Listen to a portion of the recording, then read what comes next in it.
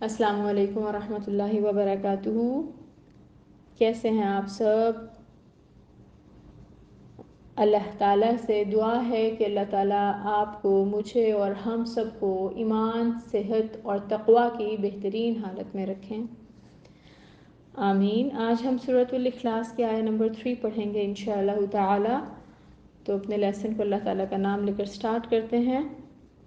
اللہم فاطر السماوات والارض عالم الغیب والشہادہ انت رب كل شيء وإله كل شيء أشهد أن لا إله إلا أنت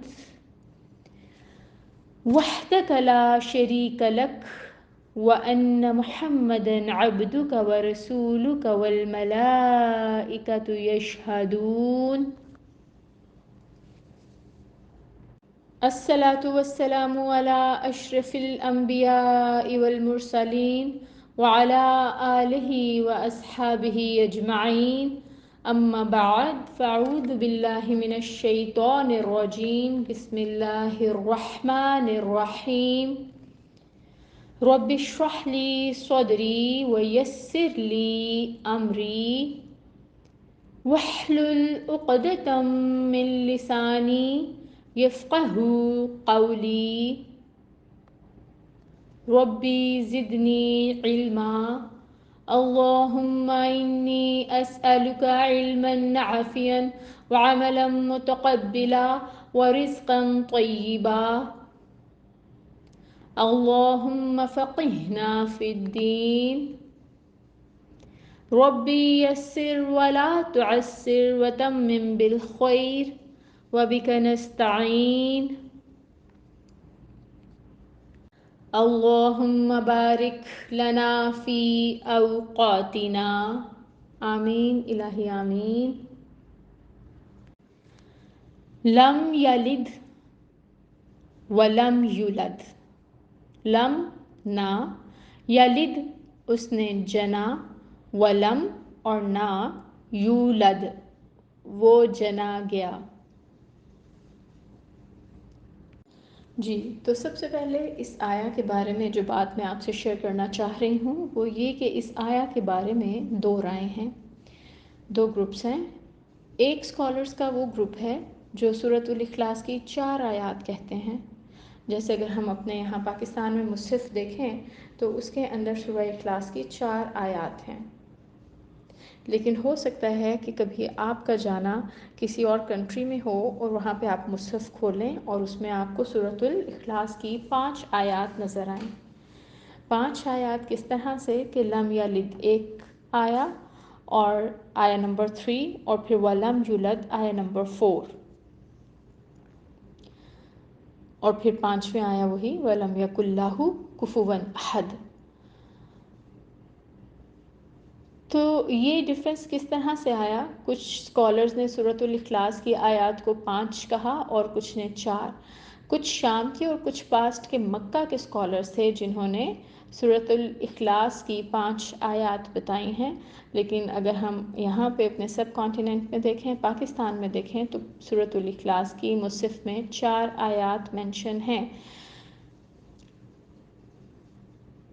اس سے ڈفرینس جو ہے یا پریشان ہونے کی اس میں کوئی ایسی بات نہیں ہے، کیونکہ آیات 4 ہوں یا 5 ہوں، آیات وہی الفاظ ہیں، الفاظ کی کوئی تبدیلی نہیں ہے، سیم کانٹینٹ ہے، میسیج بھی سیم ہے، صرف یہ کہ لم یلد کو ایک اور ولم یولد کو دوسری آیت کہا گیا ایک جگہ، اور ایک جگہ ان کو ملا کر ایک آیت مینشن کیا گیا، سو اس سے کوئی فرق نہیں پڑتا۔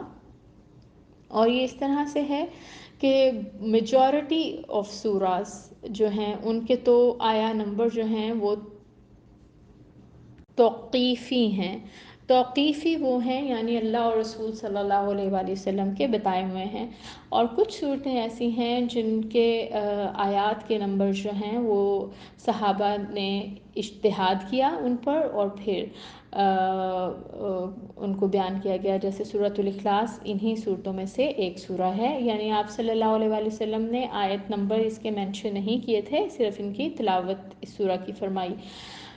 تو اس سے اب ہم نے یہ کنکلوڈ کیا کہ اس سے فرق کوئی نہیں پڑتا، لیکن یہ بات میں آپ کو بتانا چاہ رہی تھی، یہ میرے علم میں آئی تو میں نے کہا میں آپ سے شیئر ضرور کروں تاکہ آپ کو بھی پتہ ہو۔ اللہ احد اور اللہ الصمد، دو آیات کے بعد تیسری آیت لم یلد ولم یولد، یہ پہلی دونوں آیات کا لاجیکل کنکلوژن ہے، لاجیکل کنکلوژن ہے، یعنی اللہ جس کی نہ کوئی بگننگ ہے نہ کوئی اینڈنگ ہے۔ اسکالرس کہتے ہیں کہ جب احد آ گیا اور الصمد آ گیا تو کیسے ہو سکتا ہے کہ اس کی کوئی اولاد ہوتی یا وہ کسی کی اولاد ہوتا۔ ہم دیکھتے ہیں اپنے ارد گرد کہ اگر کوئی کوا ہے تو اس کی اولاد کوا ہے، چڑیا کی اولاد چڑیا ہے، انسان کی اولاد انسان ہے، بلی کی اولاد بلی ہے۔ تو پھر اگر ہم اللہ تعالیٰ کی بات کریں تو معاذ اللہ کیا اللہ کی اولاد اللہ؟ تو اللہ تعالیٰ نے سارے شرک جو ہیں ان کے سارے شرک کے کانسیپٹس کو نیگیٹ کر دیا اس آیات میں، اور چاہے وہ نصارہ تھے، وہ یہودی تھے یا وہ مشرکین تھے، کیونکہ جو نصارہ تھے وہ حضرت عیسیٰ علیہ السلام کو اللہ کا بیٹا مانتے تھے، پھر یہود کا جو ایک سیگمنٹ ہے وہ بھی شرک کرتا تھا، وہ حضرت عزیر کو اللہ کا بیٹا مانتے تھے، جو مشرکین مکہ تھے وہ بتوں کو پوجتے تھے، بتوں کو اللہ تعالیٰ کا شریک ٹھہراتے تھے، فرشتوں کو اللہ کی بیٹیاں کہتے تھے، پھر جو مجوسی ہیں وہ سورج اور چاند کی پرستش کرتے تھے۔ تو اس آیت میں لم یلد نے ان سب کی نفی کر دی، لم یلد پہلے آیا اور لم یولد بعد میں آیا۔ اس کی وجہ یہ ہے کہ ماضی میں اگر ہم دیکھیں تو اللہ کی اولاد بنانے کا شرک جو ہے وہ زیادہ رہا ہے، جیسے ہم نے اوپر ابھی دیکھا نا کہ جو نصارہ تھے، کرسچنز تھے، وہ بھی حضرت عیسیٰ کو اللہ کا بیٹا بناتے تھے، یہودیوں کا جو ایک سیگمنٹ تھا وہ بھی حضرت عزیر کو اللہ کا بیٹا بناتے تھے، اور اس طرح سے یہ والا جو فیکٹر ہے بیٹا بنانے والا یا پھر فرشتوں کو بیٹیاں، تو یہ والا زیادہ رہا۔ اب یہ نہیں کسی نے سننے میں آیا معاذ اللہ کہ فلاں اللہ کا باپ ہے، تو یہ جو دوسری طرف آتا ہے نا وَلَمْ یُولَدْ، تو یہ شرک جو ہے کیوں کیا اولاد کا؟ کیونکہ وہ اللہ تعالیٰ کے ساتھ کسی نہ کسی چیز کو ایسوسیٹ کرتے آئے۔ اللہ کی اولاد قرار دینا اتنا شدید جرم ہے کہ قرآن پاک میں متعدد مقامات پر اس کی شدید مذمت جو ہے وہ وارد ہوئی ہے، اور ایک حدیث بھی اس جرم پر پوری روشنی ڈالتی ہے۔ اللہ کی اولاد قرار دینا اسے گالی دینے کے مترادف ہے۔ سیدنا ابو ہریرہ رضی اللہ تعالیٰ عنہ فرماتے ہیں کہ آپ صلی اللہ علیہ وآلہ وسلم نے فرمایا، اللہ تعالیٰ فرماتا ہے بنی آدم نے مجھے جھٹلایا اور یہ اسے مناسب نہ تھا، اور مجھے گالی دی اور یہ اسے مناسب نہ تھا۔ اس کا مجھے جھٹلانے کا مطلب یہ ہے کہ جو وہ یہ کہتا ہے کہ میں اسے دوبارہ ہرگز پیدا نہ کروں گا، حالانکہ دوبارہ پیدا کرنا پہلی بار پیدا کرنے سے زیادہ مشکل نہیں ہے، اور اس کا مجھے گالی دینے کا مطلب یہ ہے کہ وہ کہتا ہے اللہ تعالیٰ کی اولاد ہے، حالانکہ میں اکیلا ہوں، بے نیاز ہوں، نہ میری کوئی اولاد ہے اور نہ میں کسی کی اولاد ہوں، اور میرے جوڑ کا تو کوئی دوسرا ہے ہی نہیں۔ یہ حدیث مبارکہ تھی اور اس میں کتنی ڈیٹیل سے ساری بات بتائی گئی ہے ہمیں۔ اب جو سوال آپ صلی اللہ علیہ وآلہ وسلم سے پوچھے گئے تھے نا، ان میں ایک سوال یہ تھا کہ اللہ کا نسب کیا ہے، دوسرا یہ کہ کس سے اس نے دنیا کی میراث پائی ہے، کون اس کے بعد وارث ہوگا۔ تو ان تمام مفروضات کی جو ہے اللہ تعالیٰ کو جب ہم احد اور الصمد کہتے ہیں تو جڑ کٹ جاتی ہے۔ اب جب ہم یہ کہہ دیتے ہیں نا کہ نہ اس کی کوئی اولاد ہے اور نہ وہ کسی کی اولاد ہے، تو پھر کوئی شک و شبہ نہیں رہتا، کسی قسم کے شرک کی گنجائش باقی نہیں رہتی۔ اللہ تعالیٰ نے کھلم کھلا اس میں سب واضح کر دیا، ٹھیک ہے، جو ان کے سوال تھے ان کو ان کا مکمل طور پر جواب دے دیا گیا۔ اور یہ بات صرف سورۃ الاخلاص میں ہی نہیں، اتنا کمپلیٹ توحید کا میسیج آ رہا، اللہ تعالیٰ نے قرآن پاک میں بہت ساری جگہوں پہ، جیسے میں نے ابھی پیچھے بھی بتایا نا، بہت ساری جگہوں پہ، بہت ساری صورتوں میں ہمیں بہت ساری آیات ملتی ہیں جن میں جگہ جگہ پہ اس مضمون کو مختلف طریقوں سے بیان کیا ہے۔ اس میں سے میں آپ کے ساتھ سورۃ النساء 171 شیئر کرتی ہوں، جس کی ٹرانسلیشن ہے اردو: اللہ تو بس ایک ہی خدا ہے، وہ پاک ہے اس سے کہ کوئی اس کا بیٹا ہو، جو کچھ آسمانوں میں ہے اور جو کچھ زمین میں ہے سب اسی کی ملک ہے۔ سورۃ الصافات 151 اور 152 میں آتا ہے: خوب سن رکھو، یہ لوگ دراصل اپنی من گھڑت سے یہ بات کہتے ہیں کہ اللہ اولاد رکھتا ہے، فی الواقعہ یہ قطعی جھوٹے ہیں۔ سورۃ یونس 68 آیا میں لوگوں نے کہہ دیا کہ اللہ نے کسی کو بیٹا بنایا ہے، سبحان اللہ، وہ تو بے نیاز ہے، آسمانوں میں جو کچھ ہے اور زمین میں جو کچھ ہے سب اس کی ملک ہے۔ تمہارے پاس اس قول کی آخر کیا دلیل ہے کہ تم اللہ کے بارے میں وہ باتیں کہتے ہو؟ نہیں تم نہیں جانتے۔ اس کے علاوہ قرآن کی بہت ساری صورتوں میں مختلف آیات کے اندر اللہ تعالیٰ نے اس مضمون کو مختلف طریقے سے بار بار واضح کیا ہے، اور آپ کے سامنے ابھی میں نے مختصراً 2 سے 3 حوالے رکھے ہیں۔ ہم نے شرک کی صورتیں دیکھیں، مشرکین مکہ کس طرح سے شرک کر رہے تھے، اور یہودی کس طرح سے شریک کرتے رہے اللہ تعالیٰ کے ساتھ، عیسائیوں نے کس طرح سے اللہ کا جو ہے شریک بنایا حضرت عیسیٰ علیہ السلام کو۔ اب ہم نے یہ دیکھنا ہے کہ ہم کیا کر رہے ہیں۔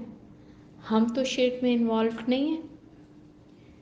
شرک ایسا گناہ ہے کہ اللہ تعالیٰ ہمیں سے محفوظ فرمائے اور ہمیں اس کا شعور دیں، اور اللہ تعالیٰ ہمیں صغیرہ اور کبیرہ ہر طرح کے چھوٹے اور بڑے شرک سے بچائیں۔ لیکن سچ یہ ہے کہ توحید جو ہے اس کا مکمل کانسیپٹ جو ہے جان لینے کے بعد اگر ہم اپنے آپ کو جج کریں تو ہم دیکھیں گے کہ ہم بہت ساری ایسی حالتوں میں، بہت سارے ایسے گناہوں میں شاید نہ چاہ کر بھی انوالوڈ ہیں۔ اللہ تعالیٰ ہمیں شعور دیں توحید کا اچھے سے، اور اللہ تعالیٰ ہمیں ہر طرح کے شرک سے بچنے کی توفیق عطا فرمائے۔ آج کل جیسے نعتیں پڑھی جاتی ہیں اور ان میں آپ صلی اللہ علیہ وآلہ وسلم کی محبت میں، شان میں اشعار لکھے جاتے ہیں، اور وہ محبت اور وہ ان کی جو ہے یہاں تک وہ چلے جاتے ہیں نعتوں میں، ادب کا مقام جو ہے آپ صلی اللہ علیہ وآلہ وسلم کا، اس کو بھی کراس کر دیتے ہیں اور شرک کی حد تک پہنچ جاتے ہیں۔ تو اس سے بچنا چاہیے۔ آپ صلی اللہ علیہ وآلہ وسلم کی ذات جو ہے وہ ذات ہے جس کو اللہ تعالیٰ نے، جن کے لیے خوبصورت نام اپنے کلام پاک میں جو ہے وہ لکھے، آپ کو کہیں پہ یاسین کہا، کہیں طٰہٰ کہا، کہیں مزمل، کہیں مدثر، کہیں سراجا منیرا۔ تو آپ صلی اللہ علیہ وآلہ وسلم کی محبت تو ہر مسلمان کے دل میں اپنے ہے نا، حدیث مبارکہ کہ اپنی اولاد اور والدین سے بڑھ کر ہونی چاہیے۔ لیکن ہمیں یہ دیکھنا چاہیے کہ ہم ادب کا جو مقام ہے اس کو کراس نہ کریں، اور ہم شرک کا کوئی بھی پہلو جو ہے وہ اس میں نہ آئے۔ تو ایسے کلام کو سننا بھی نہیں چاہیے جس میں اس طرح کی بات ہو، شرک کیا گیا ہو۔ اور ایک دفعہ ایک صحابی آئے اور ان کا ایک جملہ تھا: جو آپ چاہیں اور جو اللہ چاہے۔ تو آپ صلی اللہ علیہ وآلہ وسلم کو یہ بات سخت ناپسند آئی۔ آپ نے کہا تم نے مجھے اللہ کے برابر کر دیا، شرک کیا۔ آپ صلی اللہ علیہ وآلہ وسلم کھڑے ہوئے اور خطبہ دیا۔ تو ہمیں زندگی گزارنی ہے لم یلد ولم یولد۔ اس آیا میں ہر طرح کے شرک کی جڑ کو کاٹ دیا گیا ہے۔ اب ایک اور شرک ہے، اس کو بھی آپ سنیں، وہ ہے شرک فی المحبہ۔ اچھا، اب یہ کیا ہے؟ جب آپ کو کسی چیز سے اتنی محبت ہو جائے تو آپ اس میں اتنے انوالوڈ ہو جائیں تو پھر آپ سے شرک ہو جائے، کیسے؟